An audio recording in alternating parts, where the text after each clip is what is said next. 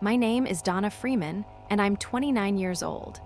I'm a high school teacher in Fort Wayne, Indiana, pouring my heart into helping students discover their potential and find the confidence to express themselves. I've always believed that my work could change someone's life, even in small ways. And that belief gave me pride and purpose. But last month, when I walked into my dad's birthday dinner carrying a homemade cake and a bottle of wine, I hoped just once my family might see me for who I really am. Instead, I received a wound I'll never forget. My mom looked me dead in the eyes and said, "We wish we didn't have to deal with you." And my dad, he just nodded as if it meant nothing. Those words burned like fire, cutting deeper than any argument we'd ever had. My whole life, I had been the invisible one, constantly overshadowed by my older brother, the golden child with the prestigious job and perfect life. I had stayed silent, endured the comparisons, and waited for recognition. But that night, something inside me finally broke. I stood up, stared them down, and said, "Perfect. Don't call me when you need help." Then I walked out, my heart pounding, knowing it was over. 1 week later, my phone lit up 30 missed calls from Dad and a single desperate text from Mom. "Please, what would you have done if your parents said those words to you? Drop your thoughts in the comments." I'm curious to see how others might have handled this situation.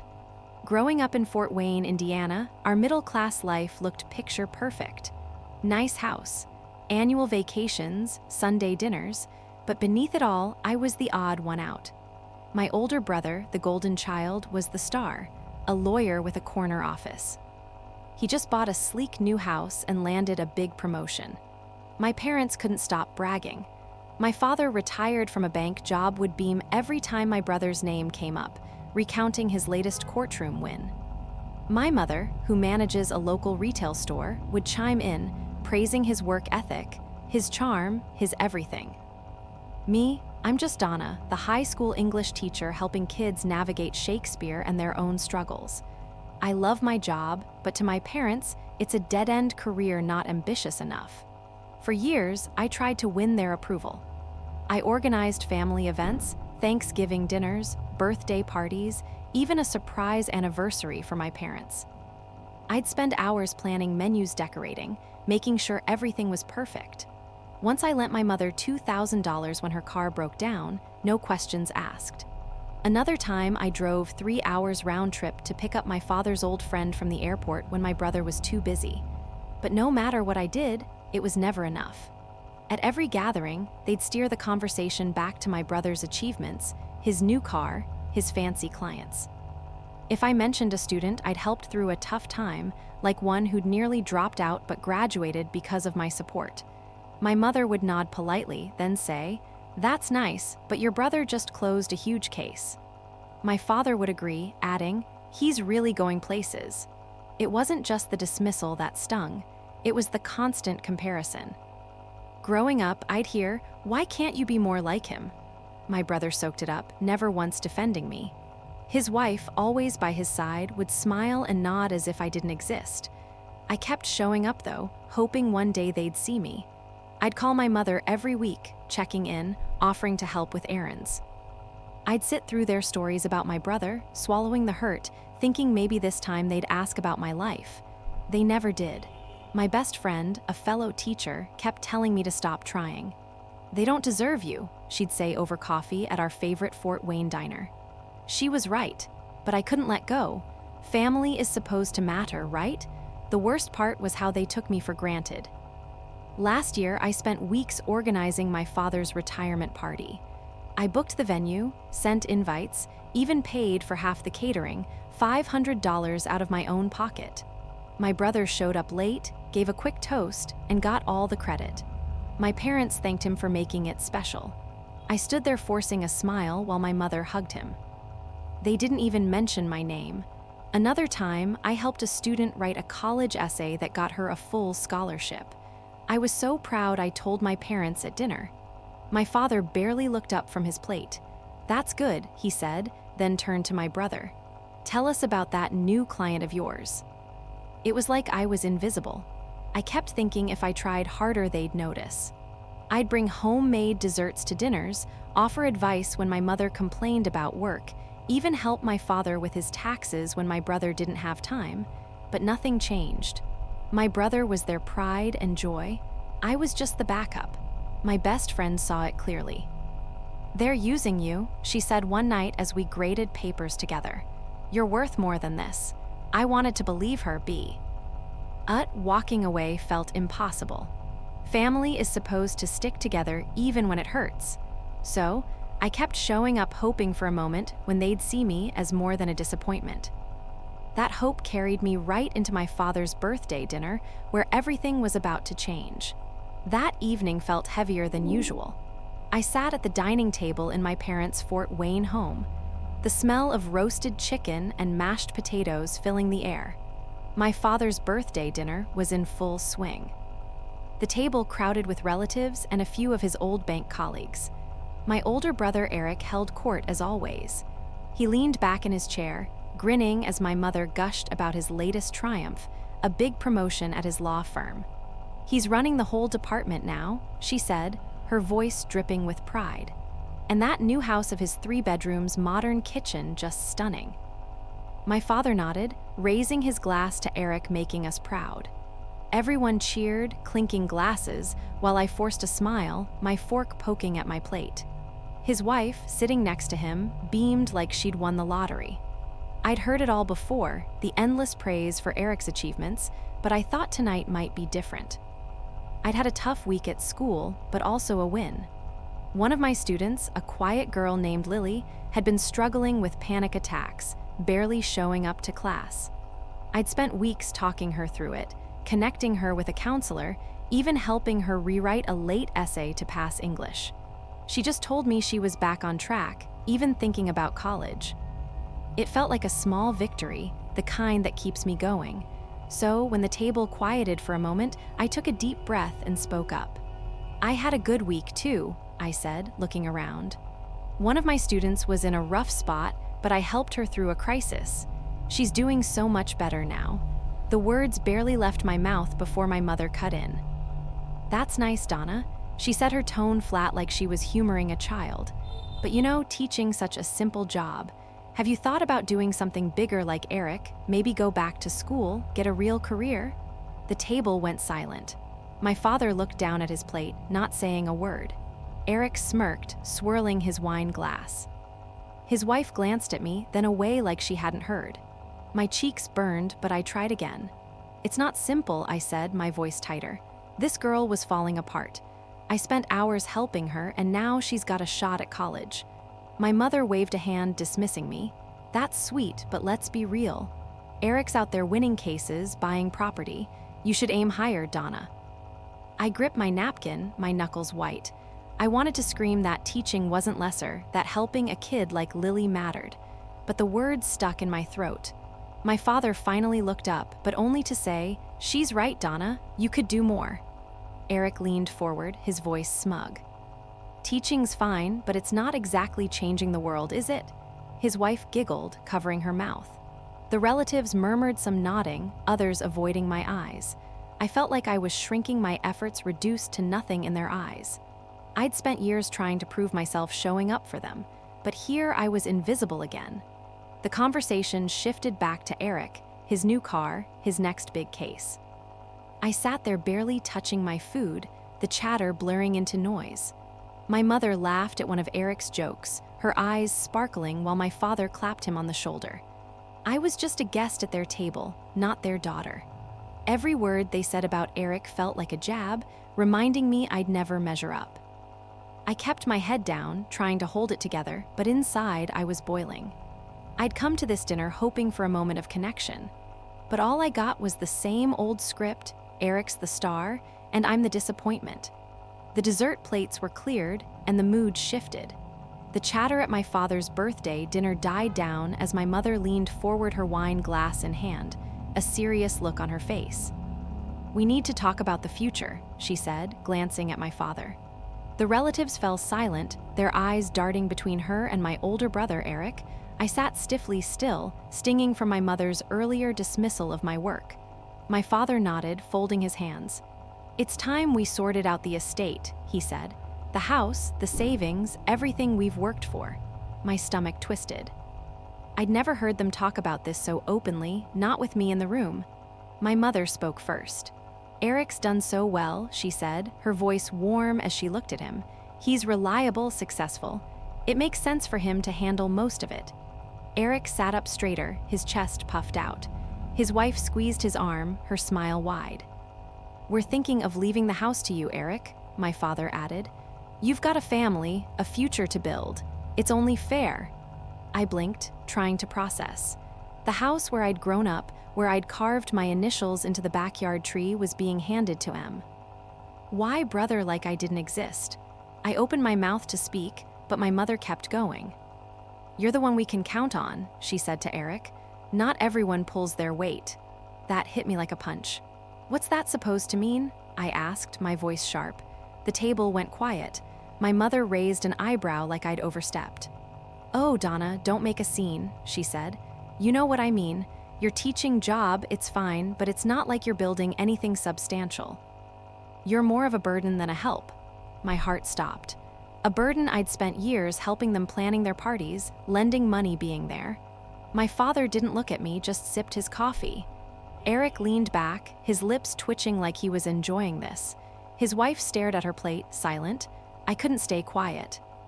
"A burden," I said, my voice shaking. "I've been there for you every time you needed me. I've given everything and you call me that." My mother sighed like I was being difficult.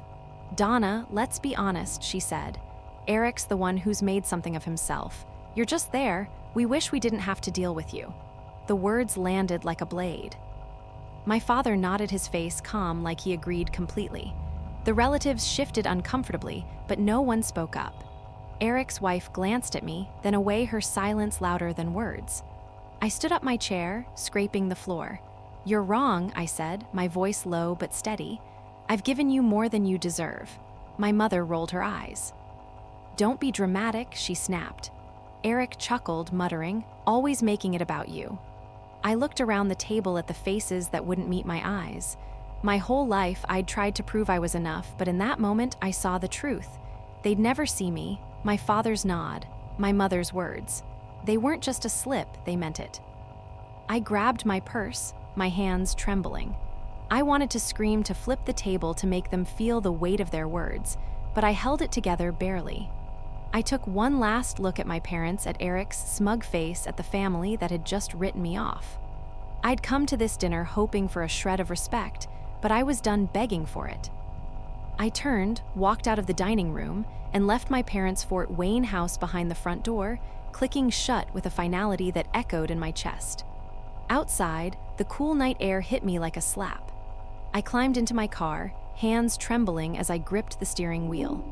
I wanted to cry, to scream, to drive back, and beg them to take it all back.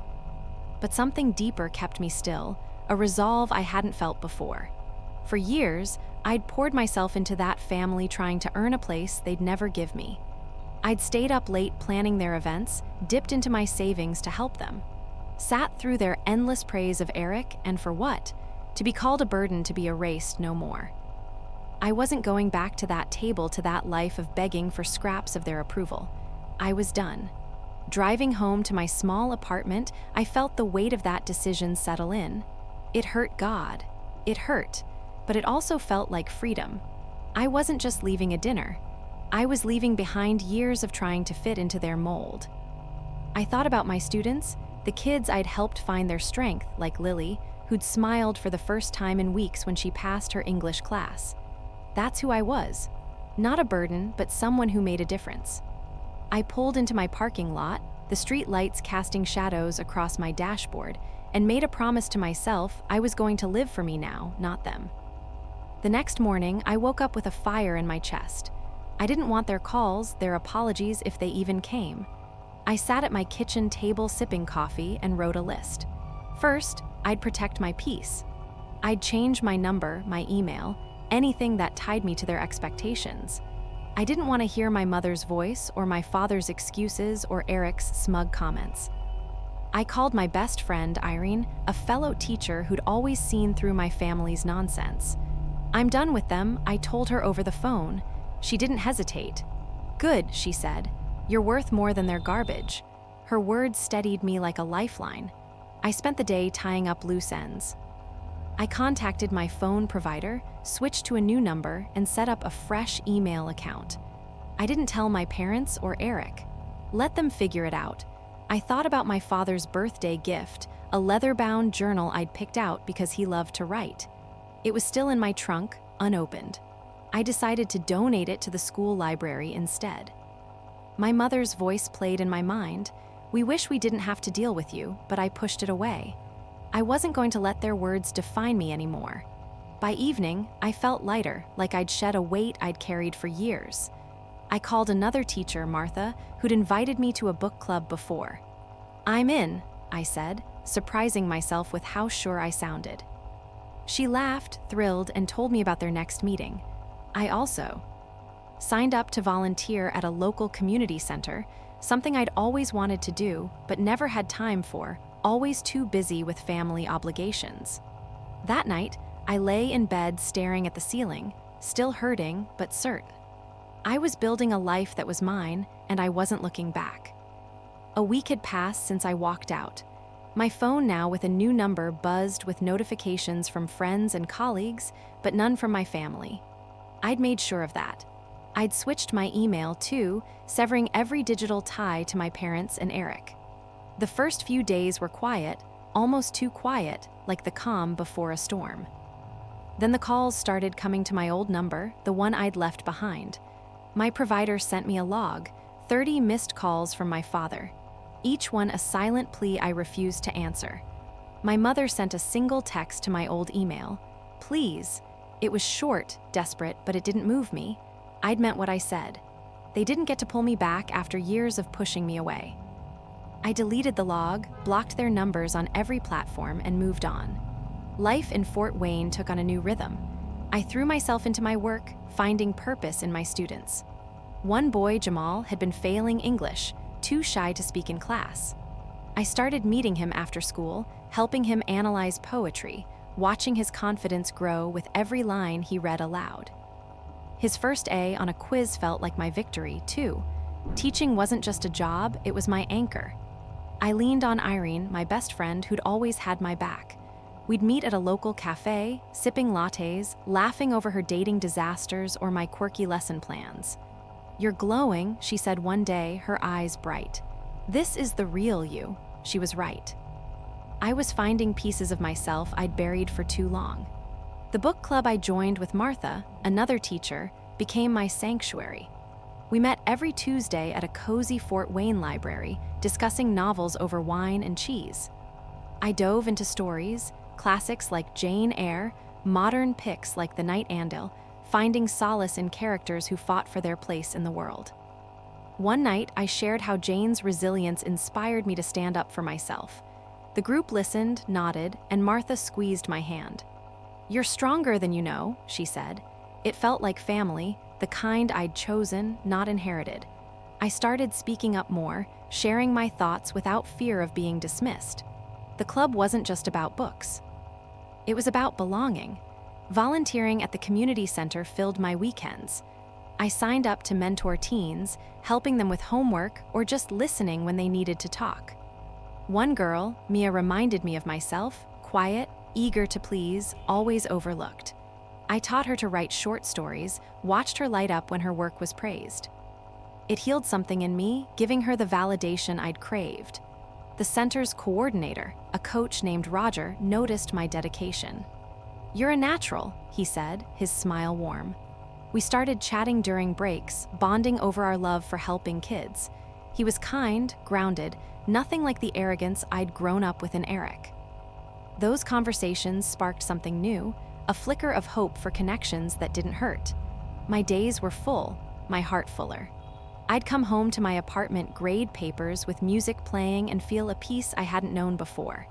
I wasn't running from my past, I was building over it.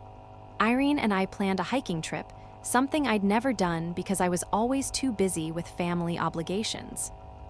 Martha invited me to a poetry slam where I clapped for strangers bearing their souls. Every step felt like a reclaiming away to prove I wasn't the burden my mother had called me. My work, my friends, my new routines, they were mine, built on my terms. 3 months in, I checked my old email one last time, curious. A few messages from my mother, one from Eric's wife, all unanswered. I felt a pang, but not regret. I'd given them years of my loyalty. They'd given me nothing but judgment. I closed the account for good, my fingers steady on the delete button. My life was moving forward and I wasn't looking back. But the past has a way of catching up. 6 months had passed and my life felt like my own. Then one Tuesday evening, as I was leaving the Fort Wayne library after book club, an email pinged on my phone. It was from Wendy, my brother's wife, sent to my new email address. Someone must have given it to her. The subject line read, "We need your help." My stomach sank. I hadn't spoken to anyone in my family since the night I walked out. I opened the email expecting an apology, but instead it was a plea. Eric had been charged with embezzling client funds, hundreds of thousands of dollars siphoned from his law firm's accounts. The news had hit Fort Wayne like a scandal splashed across local headlines. My parents, who'd pinned all their hopes on him, were ruined. They'd sold their house, the one they'd planned to leave to Eric to cover legal fees and debts. Now, Wendy wrote, they were broke living in a cramped rental and she and Eric were facing eviction. "Can we stay with you just for a bit?" she begged. "We have nowhere else to go." I sat in my car, the library's glow fading behind me, and reread the email. Eric, the golden child, had fallen. The man my parents had called reliable was a fraud.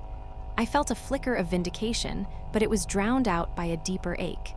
They'd chosen him over me, and now their world was collapsing. I thought about my mother's words. My father's nod the years I'd spent trying to prove I wasn't a burden. Wendy's email wasn't an apology. It was a demand, as if I owed them a lifeline after everything. I closed the email, my hands steady, and drove home. I wasn't going to let them back in. That night, I sat at my kitchen table, my laptop open, and drafted a response. I kept it short, cold, deliberate. "Wendy," I wrote, "I'm sorry you're in this mess. Contact a bankruptcy lawyer." There are good ones in Fort Wayne. I can't help beyond that. I didn't offer my apartment. Didn't suggest a meeting. I hit send and shut my laptop. The next day, Wendy replied, her tone frantic. "Please, Donna, just talk to us. We're family." I read it once and deleted it. Family. They'd made it clear I wasn't part of theirs. I'd spent 6 months building a life without their judgment, and I wasn't going to undo it for their crisis. I leaned on Irene, my best friend, to process it.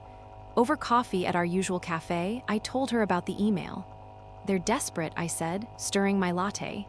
Irene snorted. "They made their bed," she said. "Eric's a crook and they bet on the wrong horse." "You don't owe them anything." Her bluntness grounded me. I'd been so used to carrying their weight, planning their parties, lending money, that saying no felt foreign but right. I changed the subject, telling her about a student who'd written a brilliant essay on Toni Morrison. Irene grinned proud, and we planned our next hiking trip. My life wasn't perfect, but it was mine, built with people who saw my worth. At the community center where I volunteered, I kept my focus on the kids. Mia, the teen I was mentoring, had just finished a short story for a local contest. I helped her polish it, watching her confidence bloom. Roger, the coach, stopped by during a session, offering to read it. "You're doing something real here," he told me, his voice warm. I smiled, grateful for the support. The center, the book club with Martha, my classroom, they were my anchors, not my family's drama. I heard through a mutual friend that my parents were struggling borrowing money from relatives. Their pride shattered. Eric faced jail time, his reputation in ruins. I felt a pang of pity, but it passed. They'd built their lives around his success, and now they were paying the price. I kept moving forward, my days filled with purpose. I didn't check my old email anymore, didn't look for their calls. Wendy sent one more message, begging again, but I didn't reply. My silence was my answer. I'd given them enough years of my heart, my time, my loyalty. Now I was choosing myself. But some choices come with unexpected consequences. A year had passed since that night. I stood in my classroom now with a new title head of the English department, organizing lesson plans for the upcoming semester. The promotion had come after months of hard work, mentoring students, and leading curriculum changes. My desk was cluttered with thank you notes from kids. I'd helped their words a reminder of why I stayed in teaching.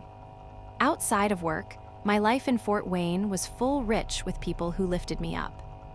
Irene, my best friend, was a constant. Our weekly coffee dates now included Roger, the coach from the community center who'd become more than a friend. Together, we'd built a circle of trust, a chosen family that made every day brighter. I was happy, not because life was perfect, but because it was mine. My days were a blend of purpose and joy. At school, I guided my department planning workshops to help teachers engage struggling students. One afternoon, I ran a session on creative writing, watching a shy freshman beam as her peers praised her story. It reminded me of my own journey, finding my voice, claiming my worth. After work, I'd head to the book club with Martha, another teacher, where we dissect novels and share laughs over glasses of Merlot. Roger joined us sometimes, his quiet humor grounding the group. Irene and I still hiked our latest trip through a snowy trail, leaving us breathless and giddy. I volunteered at the community center, mentoring teens like Mia, whose stories were now published in a local anthology. Each moment felt like a brick in the foundation of a life I'd built without my family's shadow. I heard about my parents and Eric through a distant cousin. Their financial ruin was complete. The money from selling their house hadn't been enough to cover Eric's debts or legal fees after his embezzlement conviction. My parents were scraping. Buying a small apartment, their savings gone, their pride shattered. Eric was serving a 3-year sentence, his law career over. Wendy had moved in with her sister, struggling to rebuild. They'd tried reaching out again through mutual friends, but I didn't respond. I'd given them my loyalty for years only to be called a burden. Forgiveness wasn't something I could offer. Not now, maybe not ever. Their choices had led them here, just as mine had led me to this new life. One evening, as I sat with Irene and Roger at a local diner, I reflected on how far I'd come. Irene was teasing Roger about his terrible taste in music, and I laughed, feeling lighter than I had in years. I thought about the girl I'd been at that birthday dinner, desperate for approval, shrinking under my mother's words. That version of me was gone. I'd learned to love myself not for what I could prove to others, but for who I was, a teacher, a friend, someone who showed up for those who mattered. Irene caught my eye, sensing my quiet moment. "You okay?" she asked. I nodded, smiling. "Better than okay," I said. Roger squeezed my hand under the table. His warmth a steady reminder of the life I'd chosen. The biggest lesson wasn't about cutting ties or proving them wrong. It was about choosing myself every day in every decision. I chose to surround myself with people like Irene and Roger who saw my worth without me begging for it. I chose my students who reminded me I could make a difference. I chose teaching not because it was flashy, but because it was meaningful. My family's downfall was a distant echo, a consequence of their own making. I didn't gloat, didn't dwell. I'd moved on, not out of spite, but because I deserved to. As I walked home that night, the Fort Wayne skyline glowing under a clear sky, I felt whole. My apartment was small, my life simple, but it was enough. I'd built something real, something lasting. The past was behind me, and the future was mine to shape.